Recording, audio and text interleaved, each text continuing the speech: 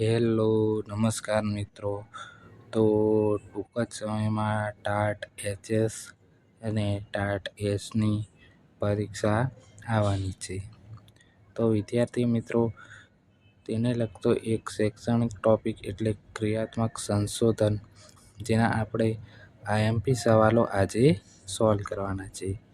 તો વિડીયોમાં કન્ટિન્યુ બન્યા રહેજો, જેથી તમને આવનારી પરીક્ષામાં ઉપયોગી થઈ શકે છે.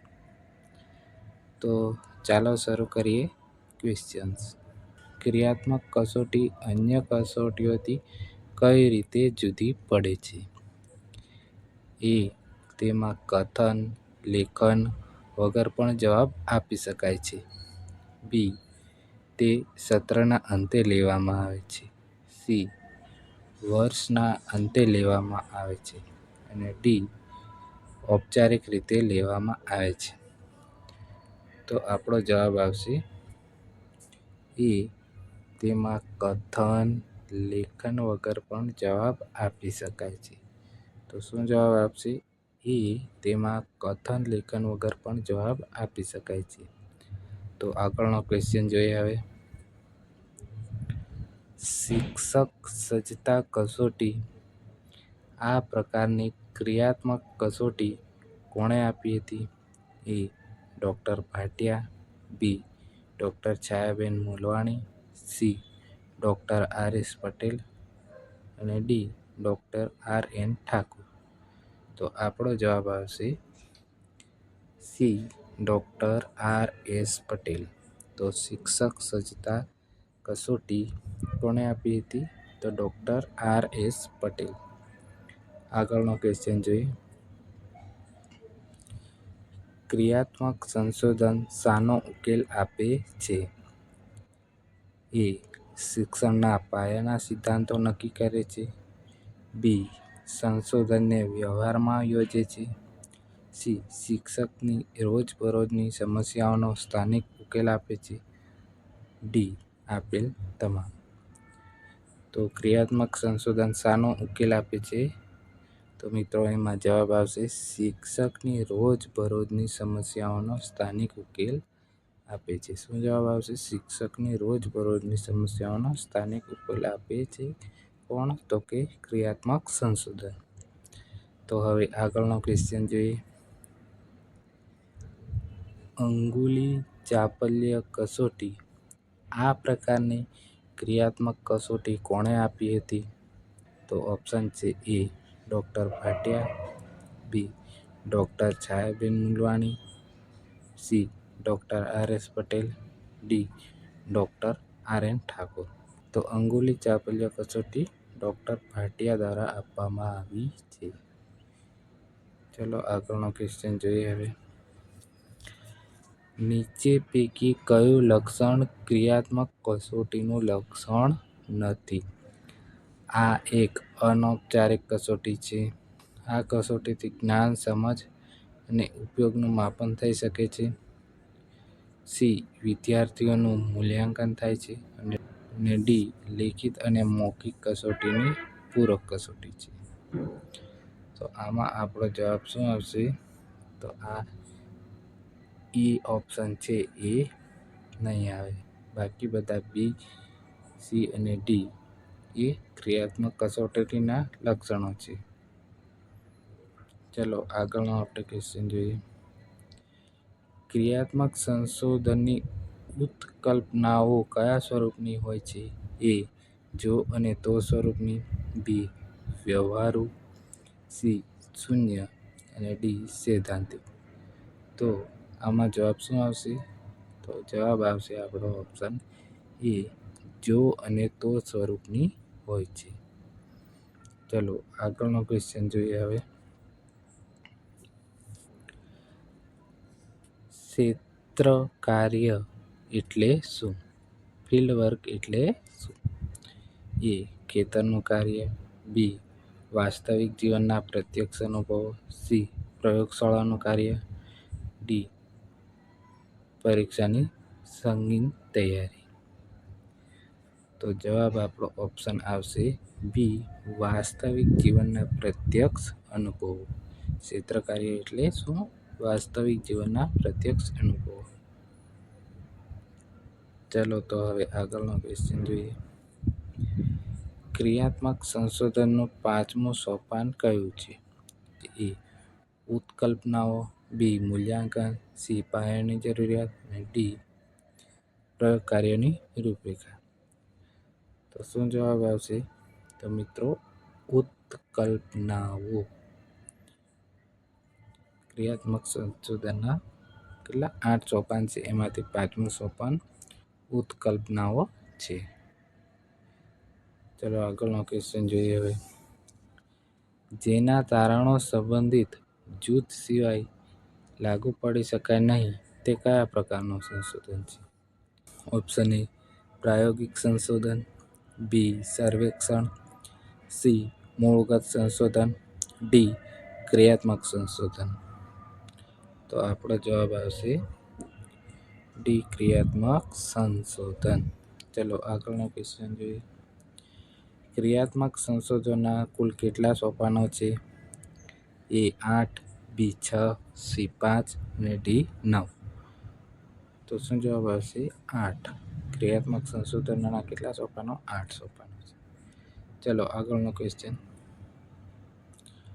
વર્ગખંડમાં કેટલાક બાળકો ગેરહાજર રહે છે. આ પરિસ્થિતિમાં શિક્ષકે શું કરવું જોઈએ? ઓપ્શન એ ગેરહાજરી બાબતે લક્ષ ન આપતા પોતાના વર્ગખંડમાં શિક્ષણ કાર્ય કરવું જોઈએ. બી વિદ્યાર્થીઓની ગેરહાજરીના કારણોની જાણકારી માટે ક્રિયાત્મક સંશોધન હાથ ધરવું જોઈએ. સી ગેરહાજર બાળકોના સંબંધમાં શાળાના આચાર્યને જાણ કરવી જોઈએ. અને ડી વિદ્યાર્થીઓના વાલીઓને જાણ કરવી જોઈએ. તો આપણો જવાબ આવશે બી વિદ્યાર્થીઓની ગેરહાજરીના કારણોની જાણકારી માટે ક્રિયાત્મક સંશોધન હાથ ધરવું જોઈએ. આગળનો ક્વેશ્ચન જોઈએ હવે. ક્રિયાત્મક સંશોધનમાં સહકારયુક્ત અભિગમ આપનાર મહાનુભાવ કોણ છે? તો કોણ છે સહકારયુક્ત અભિગમ આપનાર? તો option A Stephen Corey, option B John Dewey, C Pandey, D Rousseau. તો જવાબ શું આવશે? એ સ્ટીફન કોર.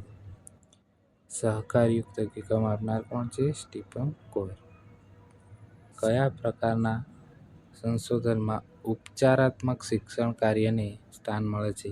એ ક્રિયાત્મક સંશોધન, બી મૂળગત સંશોધન, સી વ્યવહારિક સંશોધન અને ડી તમામ. તો શું જવાબ આવશે આપણો? એ ક્રિયાત્મક સંશોધન. આગળનો ક્વેશ્ચન જોઈએ.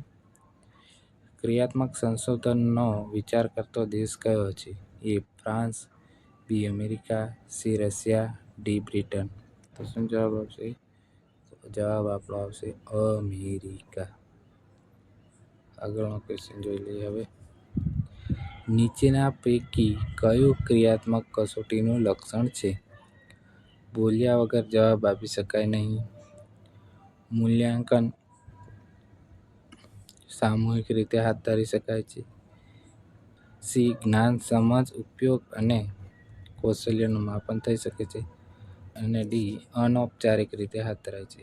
તો જવાબ આવશે આપણો સી જ્ઞાન, સમજ, ઉપયોગ અને કૌશલ્યનું માપન થઈ શકે છે. આગળનો ક્વેશ્ચન. ક્રિયાત્મક સંશોધનને કેળવણી ક્ષેત્રની નાની સિંચાઈ યોજના તરીકે કોણે ઓળખાવી છે?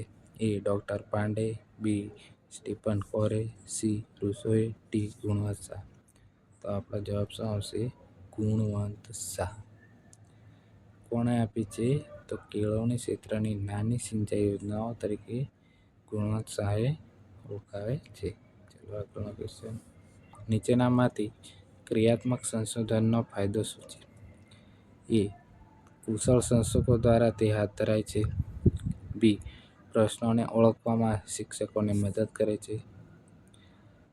સી પ્રશ્નો ઉકેલવામાં શિક્ષકને મદદ કરતું નથી.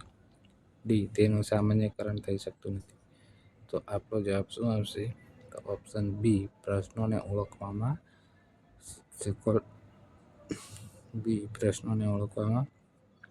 શિક્ષકોને મદદ કરશે. શિક્ષણના ક્ષેત્રમાં ક્રિયાત્મક સંશોધન અંગે વિચાર સૌપ્રથમ કોણે આપ્યો હતો? Option A John Dewey, B Stephen, C Stephen Corey, D Gunvant Shah. તો જવાબ શું આવશે? તો આપણો જવાબ આવશે સ્ટીફન કોર. ક્રિયાત્મક સંશોધનના લક્ષણો સંદર્ભે ખોટું વિધાન કયું છે? એ તે વૈજ્ઞાનિક ઢબે હાથ ધરાય છે. બી તેના દ્વારા સ્થાનિક સમસ્યાઓનો વ્યવહારુ ઉકેલ મેળવાય છે. સી તેના પરિણામોને વ્યાપક સ્વરૂપે લાગુ પાડી શકાય છે. ડી તેના આધારે સામાન્ય સિદ્ધાંતો કે નિયમો સ્થાયી થઈ શકતા નથી. તો આનો જવાબ શું આવશે? તો સી તેના પરિણામોને વ્યાપક સ્વરૂપે લાગુ પાડી શકાય છે. તો મિત્રો આમાં શું? તો ક્રિયાત્મક સંશોધનના પરિણામો વ્યાપક સ્વરૂપમાં લાગુ પાડી શકાતા નથી, માત્ર ફક્ત ક્લાસરૂમ કે જે તે વિદ્યાર્થીઓને લાગુ પાડી શકાય છે. આગળનો સવાલ આપણે જોઈએ.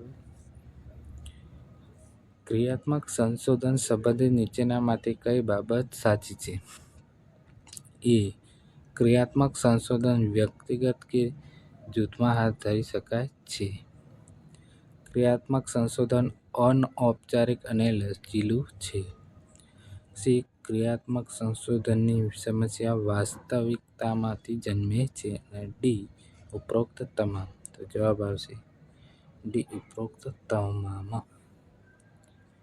ચલો આગળનો ક્વેશ્ચન જોઈએ. હવે ક્રિયાત્મક સંશોધન એ માત્ર તાલીમ પામેલા સંશોધકો દ્વારા હાથ ધરવામાં આવે છે. બી તે ખરેખર એક મોજણી છે. સી સિદ્ધાંતો ઘડવા માટે હાથ ધરવામાં આવે છે. ડી પ્રશ્નોને ઉકેલવા તેમજ કાર્યપદ્ધતિઓને સુધારવા માટે ઉપયોગી છે. તો આપણો જવાબ આવશે ડી પ્રશ્નોને ઉકેલવા તેમજ કાર્યપદ્ધતિઓને સુધારવા માટે ઉપયોગી છે. આગળનો ક્વેશ્ચન જોઈ લઈએ. હવે સંશોધનના કેટલા પ્રકાર છે? તો સંશોધનના કેટલા પ્રકાર છે? Option A 3, option B 5, option C 7 અને ઓપ્શન ડી 2. તો જવાબમાં આવશે ઓપ્શન એ 3. સંશોધનના કેટલા પ્રકાર છે? 3.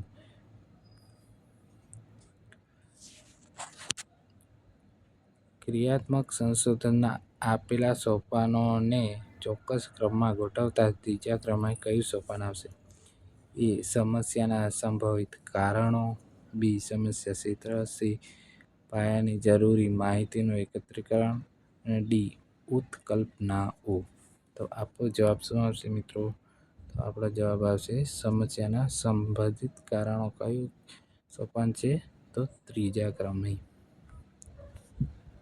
ક્રિયાત્મક સંશોધનના પરિણામો કોને ઉપયોગી છે? એ વિશાળ સમૂહને, બી જિલ્લાની તમામ શાળાઓને, સી સંશોધક શિક્ષકને અને ડી કોઈ એક શાળા કે વર્ગને. તો આપણો જવાબ શું આવશે? ડી કોઈ એક શાળા કે કોઈ વર્ગને.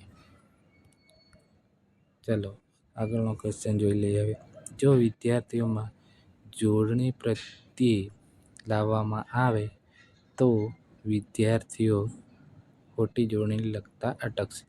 આ વિધાન ક્રિયાત્મક સંશોધનના કયા સોપાનને સાર્થક કરે છે?